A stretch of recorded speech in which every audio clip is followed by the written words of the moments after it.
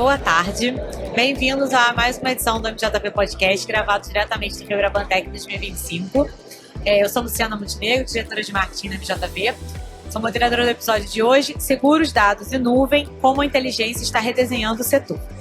Para me ajudar a conduzir esse tema, hoje eu tenho duas, não só uma ajuda, mas duas. Adriana Malamute, diretora global executiva da MJP. Oi, Adri. Oi, Lu. E Márcio Corrêa, diretor de TI da MJP. Oi, Márcio. Olá, boa tarde. Boa tarde. Para me ajudar a gente conversar com esses dois super convidados de hoje, que são Ronaldo França, líder de Go-to-Market de seguros Latam da AWS. Olá. Olá, obrigado. Obrigada a você por estar aqui. E Ricardo Santana, gerente e líder de dados e CRM do Auto Compara. Seja bem-vindo. Olá, muito obrigado. Obrigada por estar aqui e vamos lá, vamos começar o papo. Para começar, queria perguntar para o Ronaldo. Como tem sido apoiar a transformação digital das seguradoras na América Latina via AWS? E quais as principais dores e oportunidades que você enxerga do setor? Nossa, já começou assim, né? Primeiro, obrigado pela oportunidade, MJV. Nós te agradecemos. E fazer esse encontro aqui. Eu e o Ricardo não nos encontramos de fato até então, mas quanta coisa, acho que o mercado, a gente caminhou junto ali, né? E até para responder essa questão sua, é importante dizer que eu não sou do mercado de tecnologia, não vim do mercado de tecnologia. Antes eu era do setor de seguros, eu trabalhava em seguradora, e aí a gente começou a conversar até sobre isso, né? Eu trabalhei na Cardiff quase 20 anos e olhava para inovação, transformação digital e canais digitais. E o primeiro desafio foi esse, quando eu estava numa seguradora super tradicional, global e tudo mais, falar de transformação, né? Poxa, olha só, existe aí um tema que é APIs, por exemplo, trazendo um tema, a gente pode agora fazer uma interação muito mais transacional. Poxa, eu não preciso, eu venho garantia estendida, depois de 12 meses é que eu vou cobrir, para que eu vou fazer essa interação? Era uma conversa que na época até, estou falando de 2010, eu até assumi e falei, poxa, faz sentido. Mas depois refletindo e hoje vendo o que a gente tem visto nesse segmento, e aí eu acho que a gente vai entrar bastante, né? O quanto dados é fundamental e cada momento que você troca um dado, você pode ter mais sinais daquele cliente e personalizar cada vez mais, pedir menos informação para o cliente, né? Então, poxa, talvez você transacionar essas informações dentro da seguradora on time poderia gerar um valor, mas naquela época não era visto assim, né? E a minha briga era com TI na época, né? Eu era inovação e aí tinha o líder de TI que falava, cara, tem investimentos aqui, tem um tempo para as coisas acontecerem. Essa conversa, ela jogando para a AWS, é o que eu faço, que eu venho fazendo desde 2019, com os principais executivos e liderança das seguradoras, de tentar mostrar o valor que tem essa transformação, né? Que às vezes a gente realmente fica, poxa, o business é esse, né? Eu vendo um seguro que depois de 12 meses eu vou tirar valor disso daí, que é começar a cobertura e aí começar a se apropriar do prêmio e tudo mais, né? E aí a gente ir para essa conversa de, olha só, nessa esteira, o quanto você pode gerar valor, quanto você pode se aproximar do cliente, se você transformar, se você investir em tecnologia, excelente. Se você começar a digitalizar o seu negócio, começar a ter não só o cliente físico, mas o cliente digital com uma esteira e com sinais digitais ali. Então, é um pouco disso que eu acabo fazendo e é um pouco disso que a AWS vem ajudando o segmento, né? Essa tradução, ou talvez assim, mostrar o valor e tentar acelerar esse entendimento que a gente acredita que todos os negócios, e principalmente o setor de seguros, vão evoluir para isso, né? E a gente está muito ansioso de acelerar isso, porque a gente tem tecnologia para ajudar nesse processo. Bacana. Eu não queria perder a pergunta. Entender, porque nós estamos falando da América Latina. Acho que tem aqui o Brasil como um dos maiores países, sabemos também que tem aqui outros, né, Chile, etc. Como, nesse olhar aqui, o que você entende que está todo mundo caminhando no mesmo sentido dessa transformação, da digitalização, da APIização? Ou você acha que tem uns que ainda precisam se adequar? O que a AWS está ajudando? Mas você pergunta isso no setor de seguros? Sim. Porque se a gente olhar o contexto do setor de seguros dentro do setor financeiro, o mercado de seguros é um pouco mais atrasado comparado com bancos. Em geral, no mundo e na América Latina também é assim. O contexto de evolução, pela característica, o tamanho do mercado do Brasil comparado com a América Latina, não tem dúvidas que a vanguarda está aqui. A maior evolução ela acontece aqui no setor de seguros. Apesar de estar um pouco atrasado com o segmento de bancos, mas o segmento de bancos também é um dos mais avançados. Então, quando a gente fala do Open Banking, e aí evoluindo para o Open Insurance, né, são iniciativas que a gente não vê na região. E a gente vê muito, principalmente os países como Colômbia, Chile, Peru, se inspirando muito na operação do Brasil. É verdade. México tem os seus desafios, eu acho que tem ali um desafio cultural muito maior de adoção e apetite a risco, né? Quando a gente fala do mercado da América Latina, mas, novamente, para dizer assim, quando a gente olha assim, se a gente olha o mapa de prêmio da América Latina, o Brasil representa 42%, Sim. um pouco disso, né? México 20%, e aí todo o resto. Então, os negócios e a vanguarda, ela está no Brasil. E aí acho que tem um ponto importante quando a gente fala do Brasil, né, na vanguarda desse desenho. Você comentou sobre o Open Insurance, por exemplo. Quando a gente olha o que o Brasil vem desenvolvendo, é algo, quando a gente olha para a América Latina, nós estamos bastante avançados, sobretudo no que diz respeito à regulamentação, né? Acho que quando a gente olha a Europa já é um pouco desenvolvida, os Estados Unidos dando alguns passos em relação à abertura de fato, mas quando a gente olha tanto para o Open Bank, né, quanto para o Open Insurance, a gente já começa a ver um trabalho muito forte de regulamentação, junto ao SUSEP, junto ao Banco Central. Isso eu acho que é um destaque muito importante. Por quê? Porque eu acho que o mercado brasileiro ele passa a olhar o cliente como centro, né? E isso é fundamental para que a gente consiga evoluir e dar os próximos passos no mercado tão digital. Verdade. Ricardo, eu queria agora fazer uma pergunta mais direcionada para você. Uhum. A sua carreira combina atuação técnica com estratégia. E como que essa vivência impacta os projetos atuais da Autocompara? Nossa, isso a pergunta é muito pertinente, porque eu acho que isso está na nossa veia no dia a dia, né? Mas antes de falar um pouquinho do quanto impacta no Autocompara, tudo isso que você comentou, eu trago um exemplo, principalmente em sala de aula, que é quando eu comparo o negócio do meu avô, né? Meu avô era dono de um mercado de bairro, né? Com o mundo digital. Vou dar um exemplo que eu acho que caracteriza bem essa transformação. No dia de pagamento, próximo do dia 5, o mercado do meu avô ficava próximo do ponto de ônibus. Então, nesse dia, ele pedia para mim e para os funcionários dar um trato no mercado diferente. Então, a gente limpava o mercado de forma diferente. Ele expunha, nesse momento, os produtos de forma diferente, de modo que as pessoas que estivessem passando na rua pudessem ver, de fato. Quando dava umas 3 horas da tarde, meu avô subia, porque a nossa casa ficava em cima, ele tomava um banho, passava um perfume e ficava cheiroso para ficar na frente do mercado. Então as pessoas iam descendo no ponto de ônibus e ele já conhecia as pessoas. Então ele falava: "Seu Marcos, tudo bem? Como vai a sua filha Valéria?" E aí ele conversava com o seu Marco parava na frente do mercado e entrava no mercado e acabava deixando o salário lá do mercado no mercadinho do meu avô, do salário dele do mês no mercadinho do meu avô. O que acontece é que o modelo do meu avô não mudou. A diferença é que hoje é digital, né? Então a forma como a gente atrai o cliente, a forma como a gente fala com o cliente é digital. E se a gente quer dar escalabilidade a esse desenho, a gente precisa de ferramentas adequadas, como por exemplo a AWS, para poder construir uma estrutura para conversar. O meu avô talvez não teria hoje a capacidade de falar com 1.000, 2.000 pessoas no modelo dele, mas a gente pode sim utilizar o modelo dele e dar uma escalabilidade, aumentar o modelo dele de modo que a gente consiga atingir um número de pessoas razoável. Em relação ao Autocompara, o Autocompara é uma empresa bastante enxuta. Se a gente olhar para a estrutura da indústria 4.0, está totalmente aderente à indústria 4.0, porque os processos são praticamente todos digitais. Mas ele tem uma peculiaridade que eu acho muito legal, que é colocar o cliente no centro.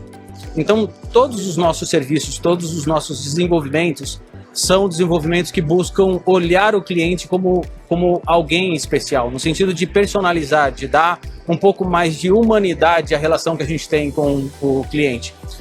Então, os projetos que a gente vem construindo, utilizando as ferramentas da AWS, são projetos em que o nosso grande objetivo é entender, sobretudo, a necessidade do cliente, observar quais são as ferramentas mais sofisticadas para atender essa necessidade e conectar essas ferramentas em todo o nosso ecossistema de modo que a gente consiga ser ágil e, de fato, atender a necessidade do cliente no momento certo, que eu acho que essa é a pegada que se busca nesse momento. Vocês querem complementar? Não? Depois, essa resposta é tão bonita, né? O pessoal ficou até sem palavras. Completa. Eu queria continuar mais uma para você, Ricardo. Agora na seara da nuvem, uma habilitadora do setor financeiro e segurador, que tipos de soluções cloud first estão viabilizando novos produtos e serviços inseguros?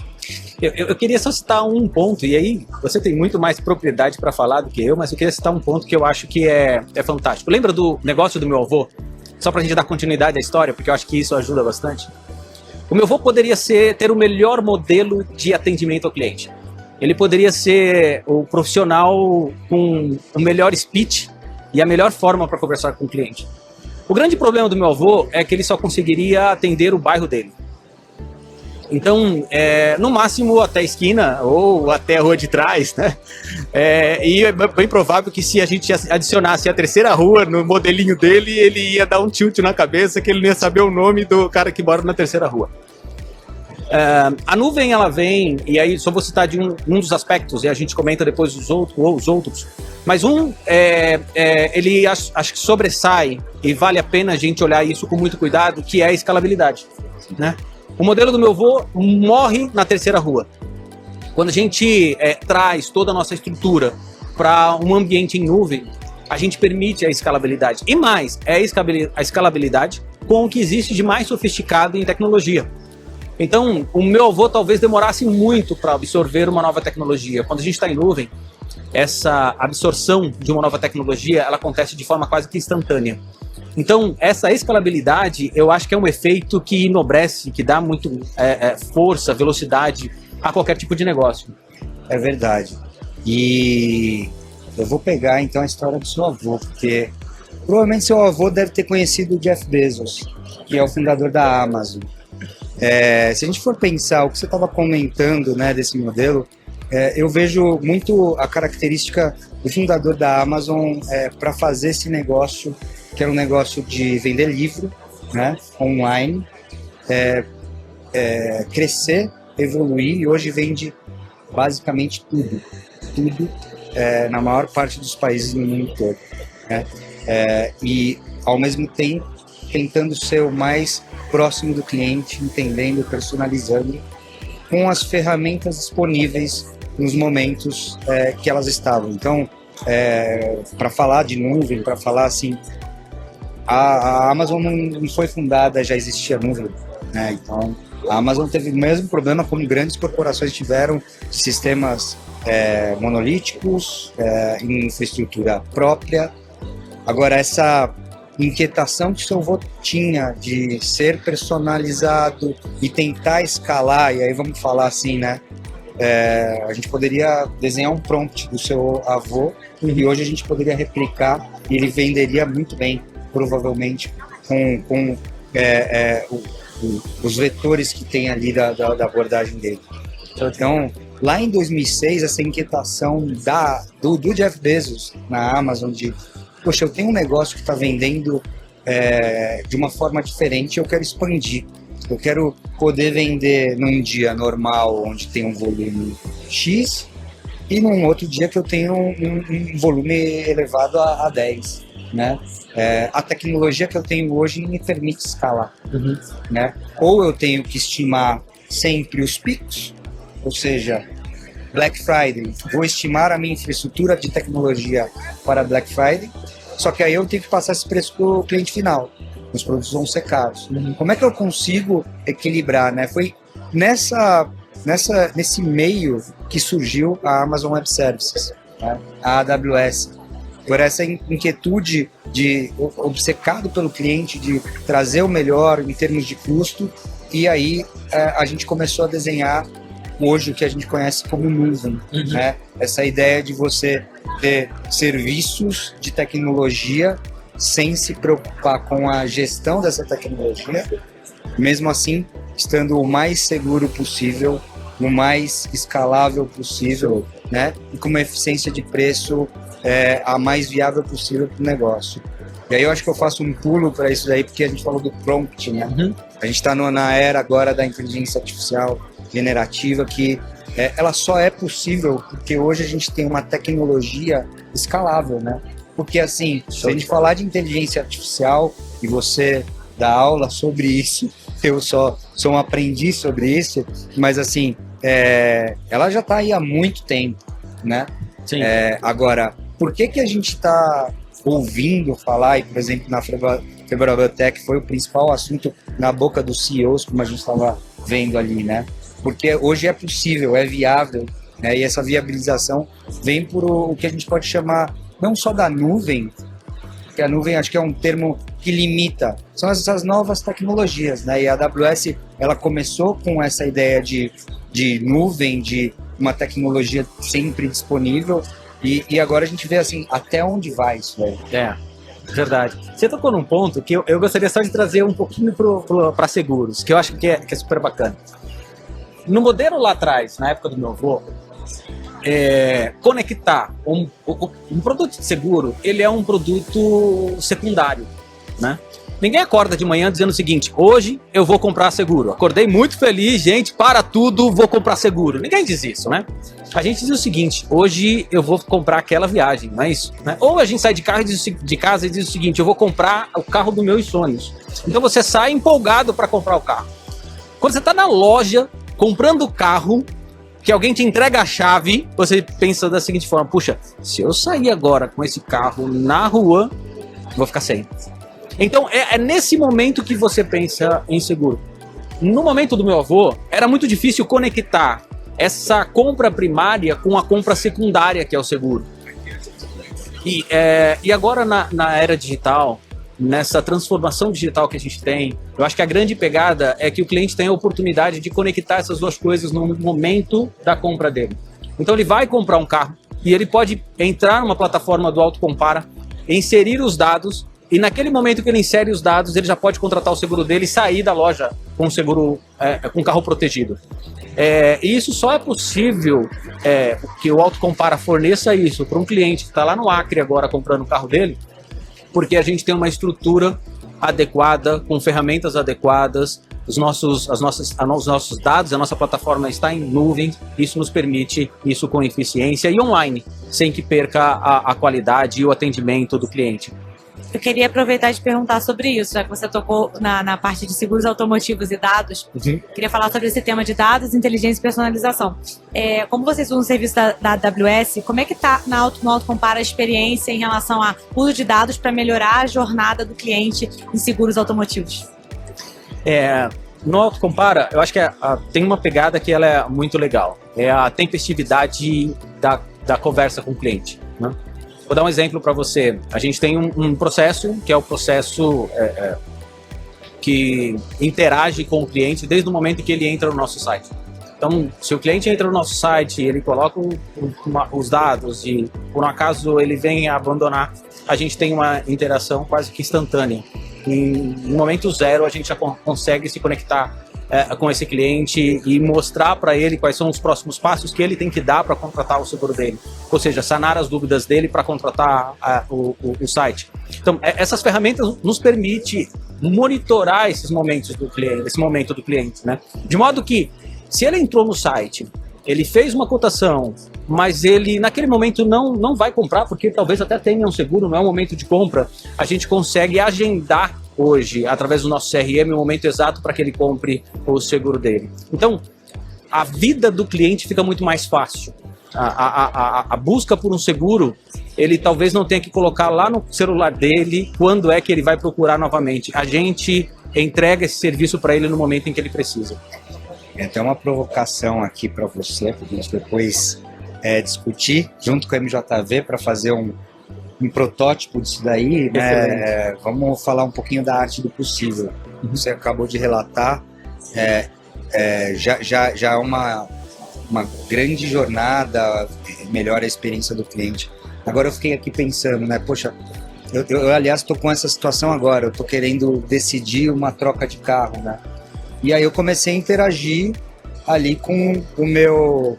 A gente tem, a AWS tem o Party Rock, que é uma plataforma aberta, onde você consegue criar ali o seu aplicativo com inteligência generativa, né? E aí eu criei um aplicativo que é basicamente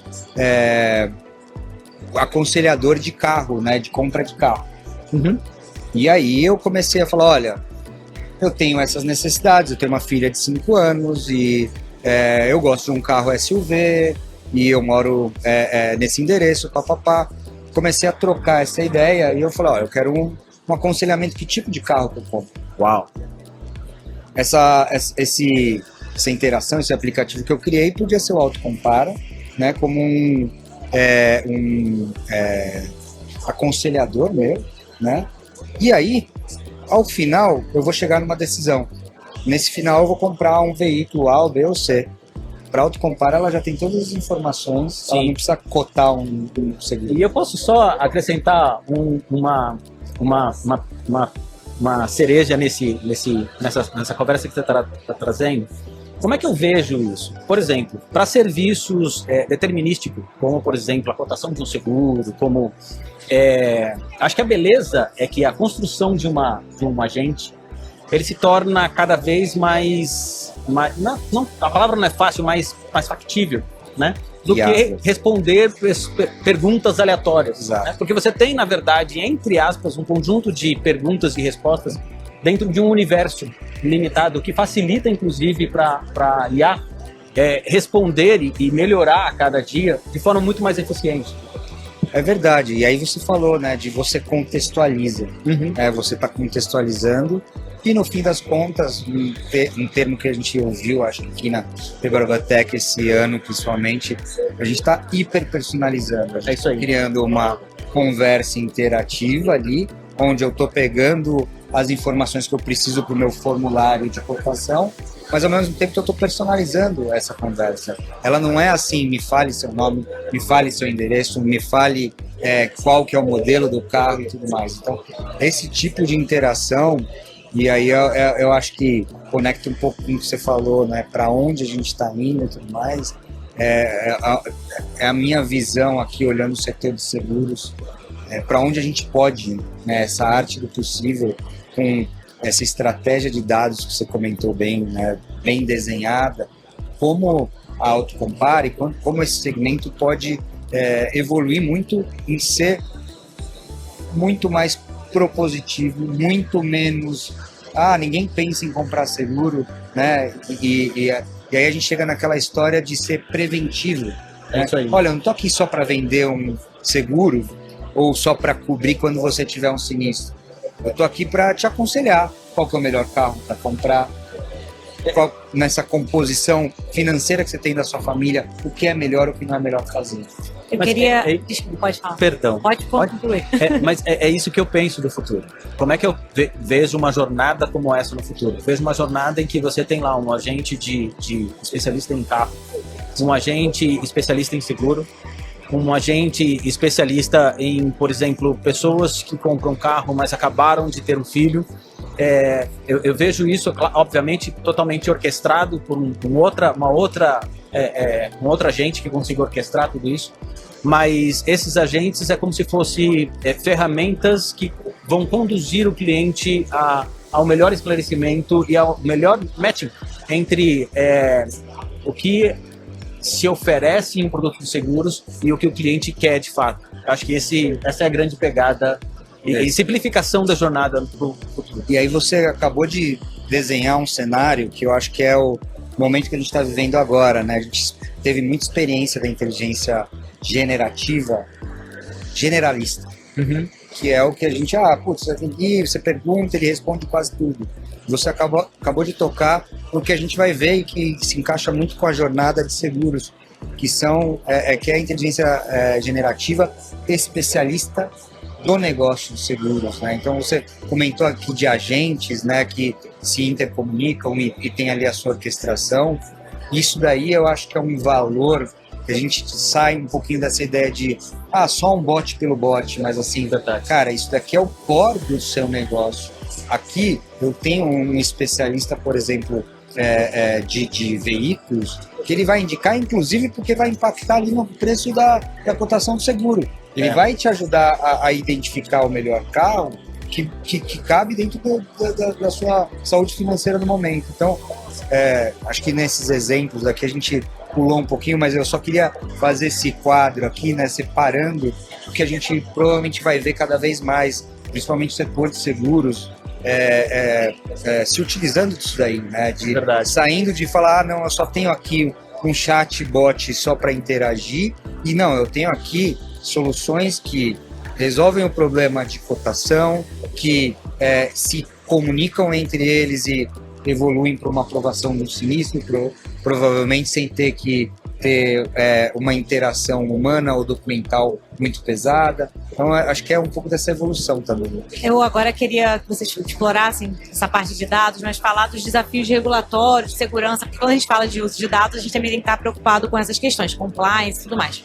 Então, eu queria saber como que vocês equilibram a inovação com responsabilidade com os dados e também sobre o Open Insurance. Quais são as preocupações que acarretam a partir daí? Como que o cliente pode ter segurança que essas informações estão seguras, né, mesmo se valendo desse ecossistema? Cara, mestre, por favor. Eu vou começar e você me ajuda. Colocou numa fria, Ricardo. Mas você me ajuda. Eu não direcionei para nenhum dos dois, então... Não, tranquilo. Alguns anos atrás, quando a gente começou a discutir Open Insurance no Brasil, eu era atuário responsável por uma das grandes empresas do mercado de capitalização no Brasil. Participava ali das comissões da CNSEG e também era vice-presidente da comissão de produtos da FENACAP, então tive a oportunidade de participar ali do início com bastante afinco. Para mim, o ponto principal do Open Insurance, do desenho, apesar da gente ainda não conseguir observar isso tão latente como acho que gostaríamos que acontecesse de fato, é dar ao cliente o poder do dado, né? Na verdade, esse dado ele é do cliente e é ele que tem autoridade sobre o dado. E mais do que isso, né? É ele, a partir desse momento, que permite com quem ele quer compartilhar e com quem ele não quer compartilhar. E o outro grande benefício o benefício no Open Insurance de ele poder concentrar todas as apólices de seguro que ele tem, em um único ambiente, o que também é possível. Então, estando ali no único ambiente, ele pode gerenciar isso da forma como quiser.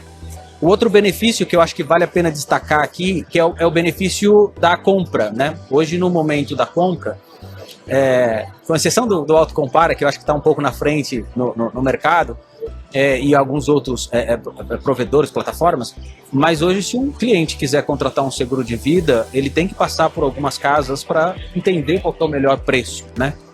E no Open Insurance tem uma oportunidade de ele poder coletar e visualizar esses preços em um único ambiente, de modo que ele possa com maior facilidade e velocidade comparar os preços.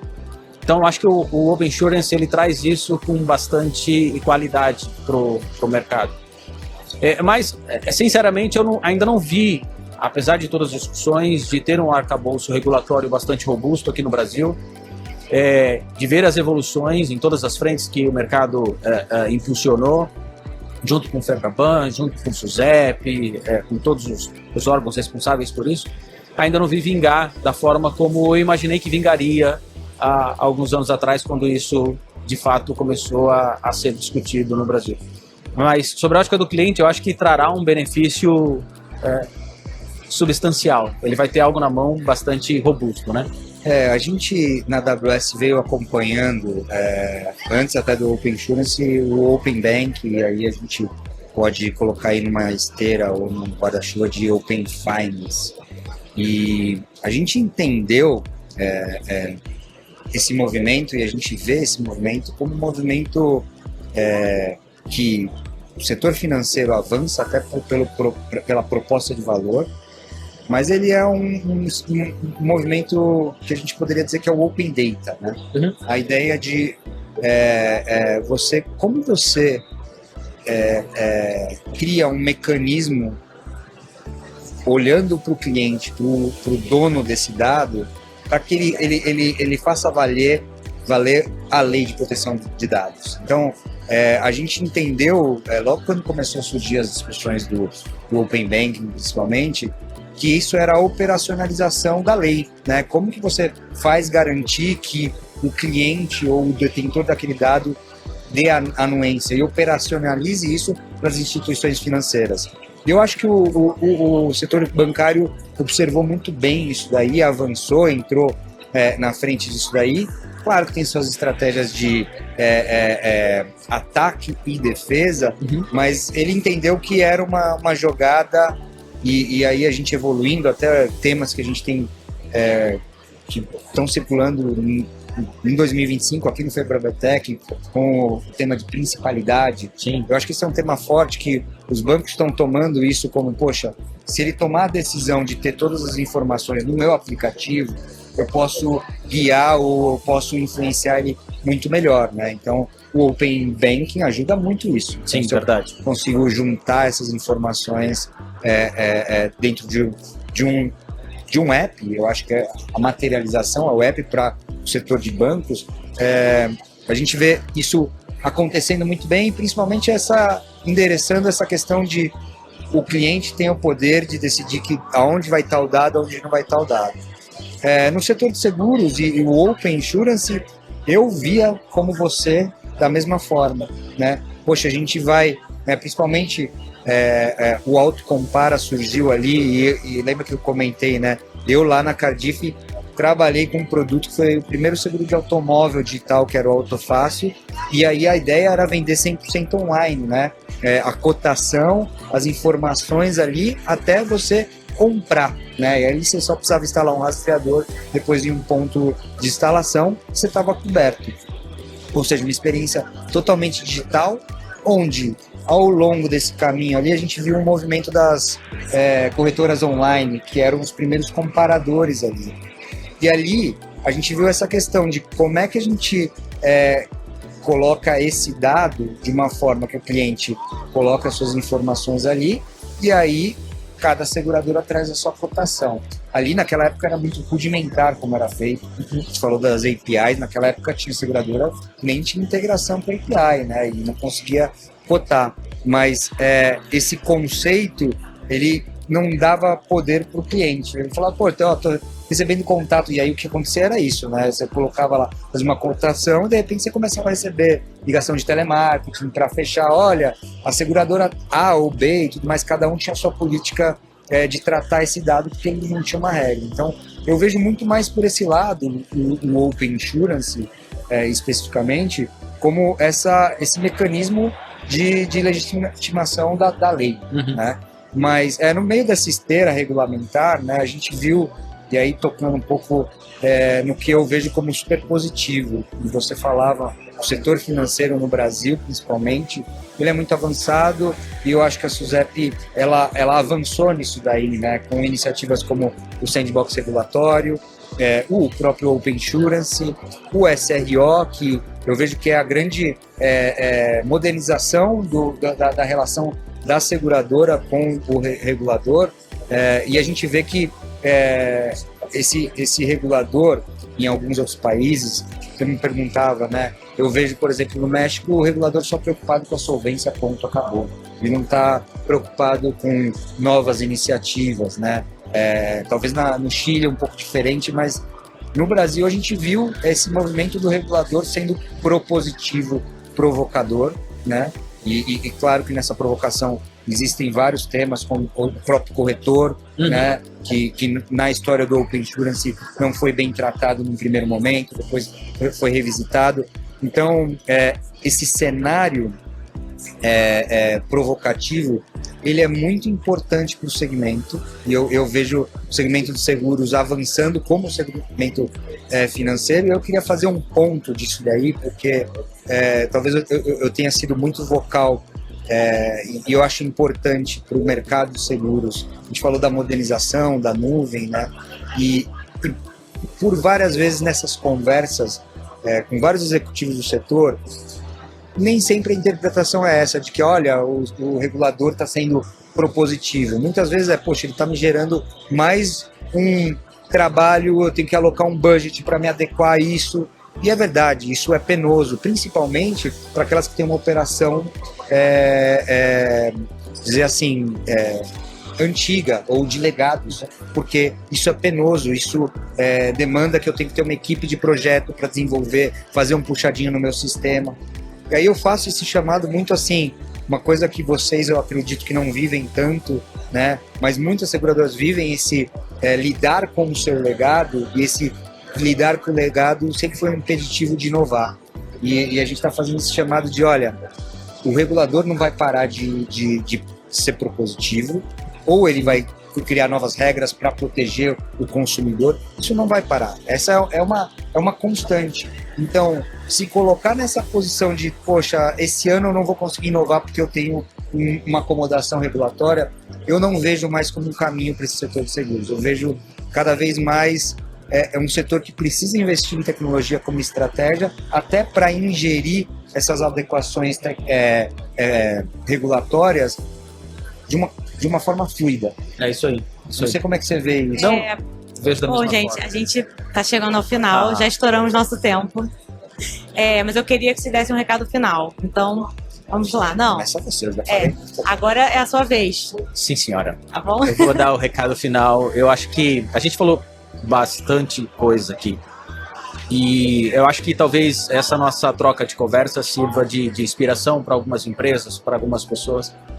E eu queria tocar num ponto que eu acho que é primordial. Nós vivemos em uma era em que se fala de agentes de inteligência artificial com uma facilidade muito grande, né? E qualquer profissional ou empresário, quando o corretor de seguros que está lá com a sua corretora de seguro, a primeira coisa que ele olha para isso diz o seguinte: quantos agentes eu preciso colocar aqui na minha corretora de seguro, como é que é, né? Na minha empresa, como é que eu faço isso da noite para o dia e tal. Mas tem um aspecto que eu acho que é muito importante e ele deve ser observado. Antes de pensar em toda essa estrutura, e aí utilizando inclusive as ferramentas da AWS, a gente tem que pensar numa boa estrutura de dados. Eu tinha uma professora no MBA que eu terminei agora, de Big Data e Inteligência Artificial, que ela dizia o seguinte: olha, para cada um Data Science, você precisa de 5 engenheiros de dados. Então, é muito legal ver um agente funcionando em um bot, por exemplo, né? Chatbot. Mas a gente não vai dar escalabilidade, a gente não vai atender o cliente da forma como a gente precisa atender, a gente não vai fazer a empresa crescer se a gente não estruturar os dados que a gente tem na empresa, né? Se a gente não construir um data lake estruturado, um data warehouse adequado, se a gente não fizer uma boa estrutura de captura de dados, armazenamento de dados, segurança, cybersecurity, a gente não vai conseguir dar escalabilidade e direção para a empresa que a gente quer. Então, acho que o recado final é isso. Tudo isso é muito legal, mas esse talvez seja uma parte do trabalho que se deve fazer. O trabalho de engenharia de estrutura é fundamental para que a gente consiga ter, de fato, uma empresa sustentável. Pô, você já falou tudo, mas para corroborar um pouco com o que você falou, e é o compromisso da AWS, é essa fundação que você falou, né? Então, assim, a nossa prioridade principal, ou a primeira que vem à cabeça, é a segurança, né? E aí, nesse tema que a gente está falando de inteligência artificial generativa, de agentes, que você falou, poxa, não adianta nada você ter um monte sem ter uma estratégia de dados. O segundo ponto é o uso responsável. Então, a AWS talvez nem todos reconhecem como vanguarda no tema de inteligência artificial, por não ter sido o primeiro ou avançar primeiro, mas eu gosto de falar que assim, poxa, é uma responsabilidade, até pelo negócio da Amazon, do e-commerce. A gente já há anos usa a inteligência artificial de forma responsável. E como que a gente pode elucidar isso daí, né? Por exemplo, a Alexa. Né? A Alexa, ela faz bilhões de interações por semana com clientes na casa deles. Não é permitido que exista essa possibilidade de uma alucinação ou de guiar para um lado errado qualquer tipo de conversação. E até por isso que a gente notou ao longo dessa evolução aí das inteligências artificiais, quem tem uma Alexa que falou, poxa, ela já foi melhor, ela já foi mais impressionante, né? A gente demorou, inclusive lá nos Estados Unidos lançou agora a Alexa Plus, que já usando LLM, mas por que demorou? Por que a AWS não lançou o seu primeiro chatbot? Por conta dessa preocupação de ser responsável, de evitar colocar na mão da população algo que poderia ir para um caminho errado. E essa preocupação, esse compromisso, a gente é muito focado dentro da AWS para os nossos clientes. Então a gente não está criando uma camada, uma aplicação só para ser usada, que é o que você falava, né? Ter vários bots, ter vários agentes. A gente está ajudando os nossos clientes, como a Autocompara, a criar a fundação certa, colocar os guardrails e, mais importante, usar essa estratégia de dados com propósito, né? Criar ali a história do hack, né? Efetivo, com conteúdo que vai gerar ali, o LLM vai olhar para aquilo ali e vai falar, eu sou um agente da Autocompara e eu estou entregando valor para esse cliente que é um cliente Autocompara, né? E não é mais ou menos isso, não. Ele é o que representa a empresa, que segue os códigos da empresa, que segue a linha jurídica da empresa. Então, um pouco...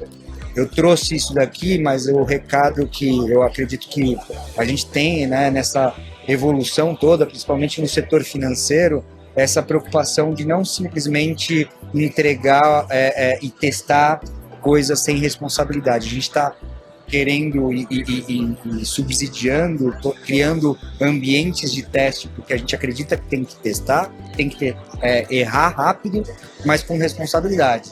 Não é só irresponsável colocar uma coisa no ar que pode gerar um problema para um cliente final. Então é um pouco disso que a gente vem ajudando nossos clientes e é onde a gente acredita que a gente ganha confiança para poder fazer mais projetos. Obrigada, Ronaldo. Obrigado. Obrigada, Ricardo. Vocês foram muito entrosados. Muito obrigada, Márcia, obrigada, Adri. Obrigada, gente. Até a próxima, gente.